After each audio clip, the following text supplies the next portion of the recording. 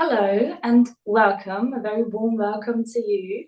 Ladies and gentlemen, we have welcome to this special interview session. I am Maria Luziara. I'm a big advocate for health and wellness. I like to make culinary part of culture again. And also I'm a young mother, I'm a plant-based nutritionist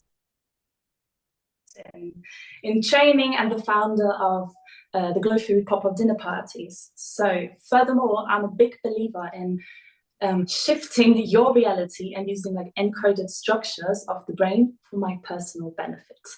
So my goal is to create a safe space for personal development for all the people who are up for it and who follow their deepest desires. Not only for the sake of just like being an artist, anyhow,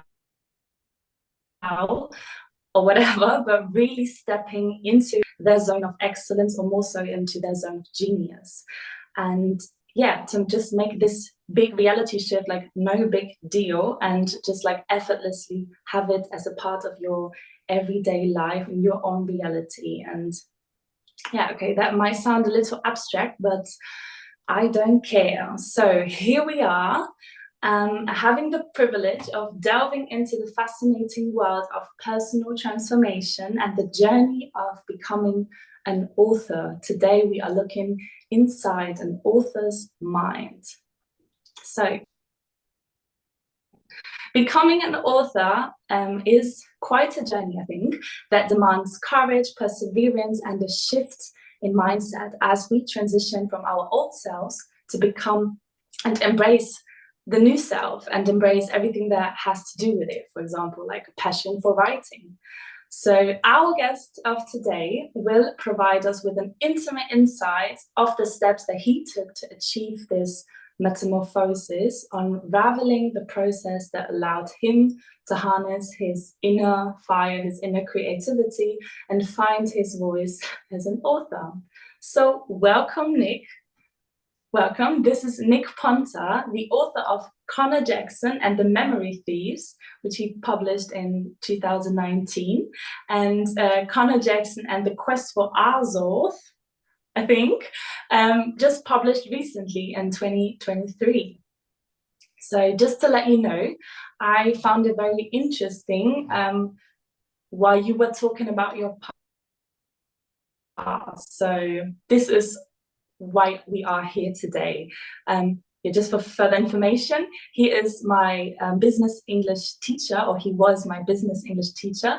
And by that, I kind of got to know him a little bit and got a little insight in his story. So let's start at the beginning from what I remember and what I kind of heard of you, why we are here. So you were growing up in England in a very little town in Windsor, and you became a carpenter, and after that you were working for the English government as a soldier, I believe, and you were living in the Middle East for years, giving us little insights here and there in the culinary and food, as like in the culture aspects of it.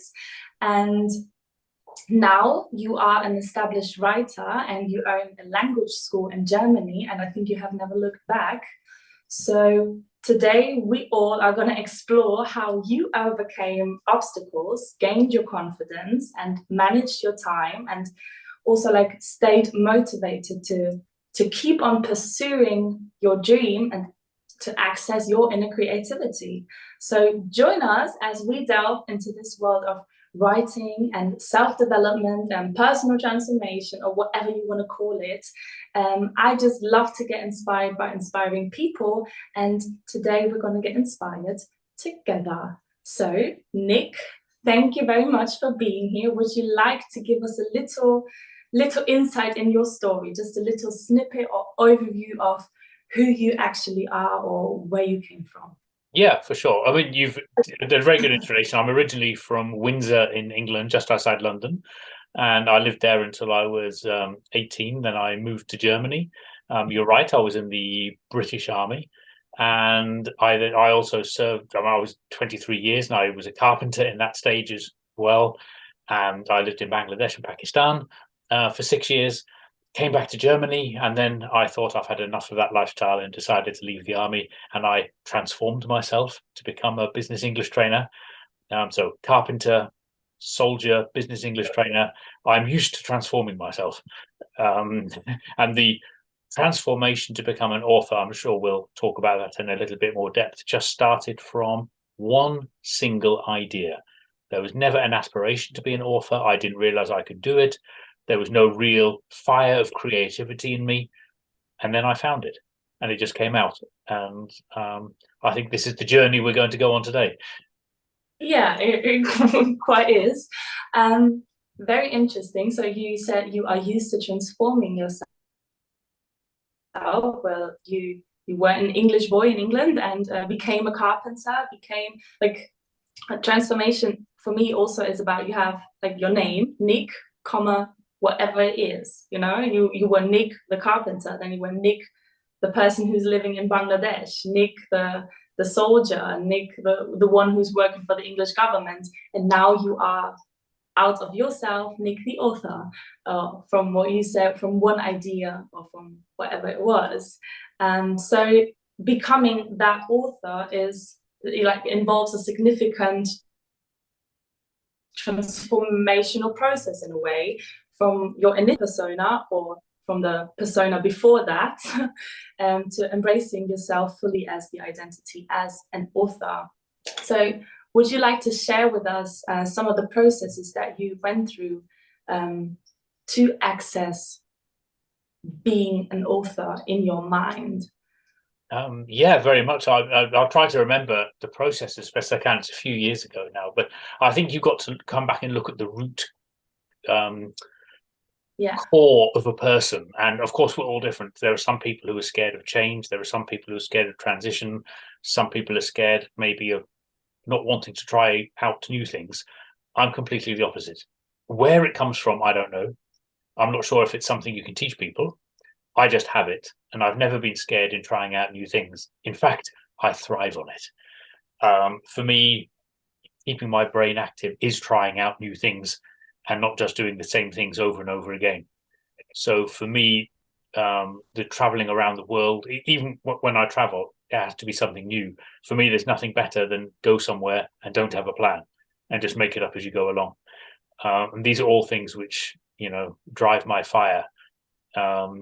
Until one day I had sorry, yeah. No problem. I just wanted to say, so you're thriving in like scary scenarios in a way, in change and risk taking. Yeah, for me, they're not necessarily scary environments. I think you have to take pleasure in doing them. I mean, there have been some times in my life where I've had to transform myself for work reasons. And of course, I was in the military for many years, and in a way, you have to transform yourself all the time and do some things which you don't like to do.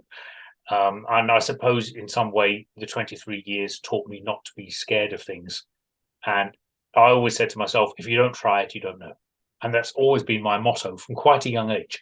So even when I was a teenager, if you don't try, how will you ever know if you can do it? And if it works, it works. If it doesn't, it doesn't. And if you're happy in the process, then fine. I'm generally not scared about what other people may think of me. Maybe that's one of the key elements. Do you have that since you were a child, or that as well?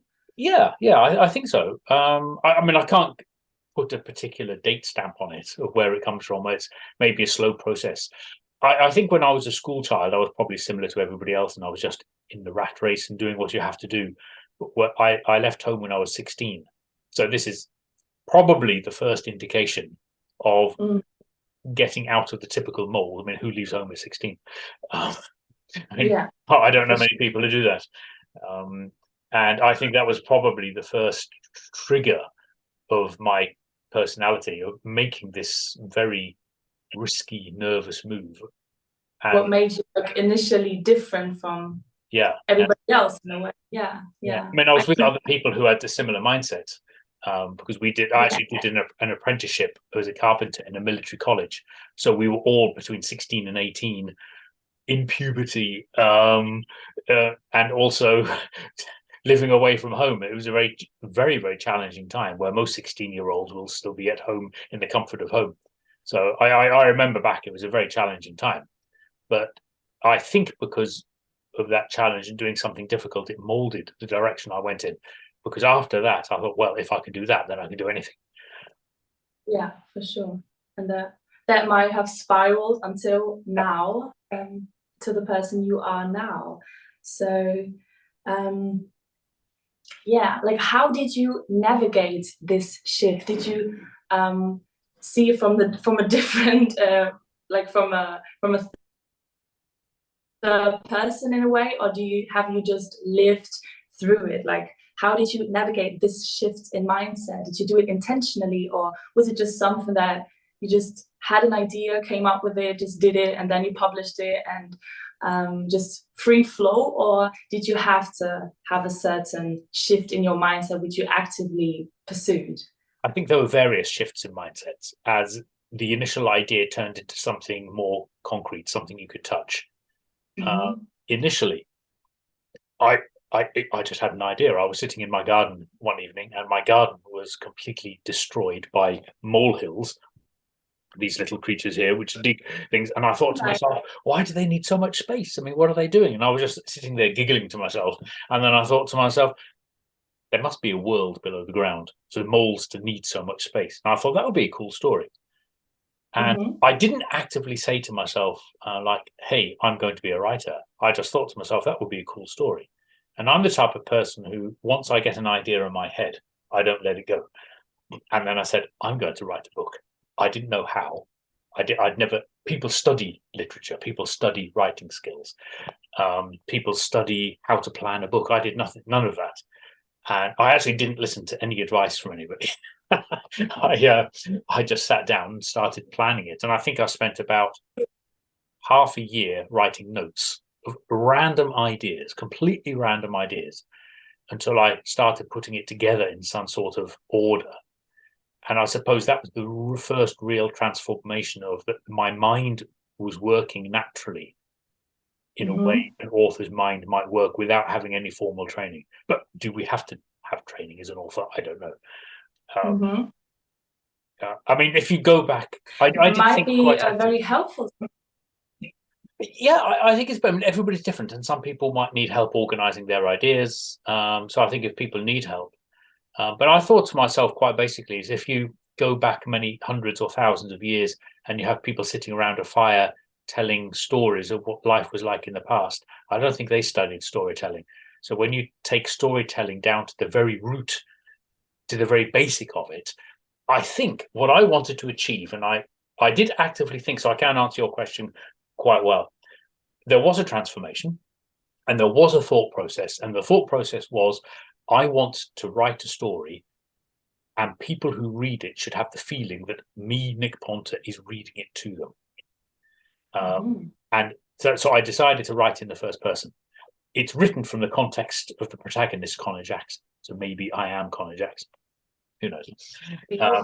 But it's written in the first person, and I did that purposefully. It wasn't an accident, because I wanted that the reader had the feeling that somebody is reading a story to them, which in essence is storytelling.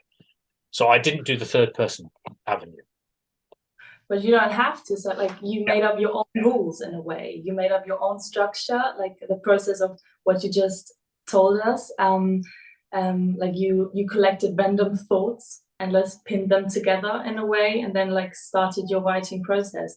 I don't think that there has to be like that set of rules that like the professor of literature gives you how to write a book. Or if you can nowadays you can Google everything, or you can use ChatGPT or whatever, just how do I do this, and they give you a set of rules. But to make it your own is, I think, even more powerful, because you really tap into your inner creativity. Like how you work is the best mode how to work. Like some people need different structures than other people, and how can you know what you really need if you're not trying? Like that is exactly. I mean, you just have to try. But I did have to arm myself with some tools. For example, I didn't know what I was good at. Am I good at writing narration? Am I good at writing description? I'd never done this before, so I practiced writing certain elements, like two people having a conversation together. I practiced going to a certain location and describing what I could see, and then getting somebody else to read it to see if they could describe it back to me. Because when you watch a movie, for example, you have the picture. The picture tells you what you're seeing. You don't have to describe it. But a book, you have to describe it. And again, you've got to get the balance between too much description, too little, letting the reader work as well. Yeah. So you were thinking about the reader, like how do people perceive this? How do I persuade my reader in this way, or was it just like I want to do it like I'm going to do it like how I would like to read a book, or did you see another audience apart from yourself? I would say I think some people write for a certain audience and they write in a certain style because that's their target audience, that's their target market. I didn't do that. Again, I went in the opposite direction. I just wrote it as Nick Ponter, as though Nick Ponter was telling a story. And if some people like it, they like it. And if some people don't, they don't. So I did it also for personal enjoyment as a kind of release. When the thought process started and I started putting together ideas, I never realized how creative I was. I never would have put myself in the creative bracket. I would have just put myself in as a normal worker bracket without much creativity. And then suddenly I found out I had buckets of ideas and really funny ideas. And I asked myself, where does this come from? And this comes back to my initial motto: if you don't try, you don't know. What have we got hiding in ourselves which we don't know about? Yeah, so there was a lot bubbling up inside of you. Previously as well, but you didn't tap into it. Yes. So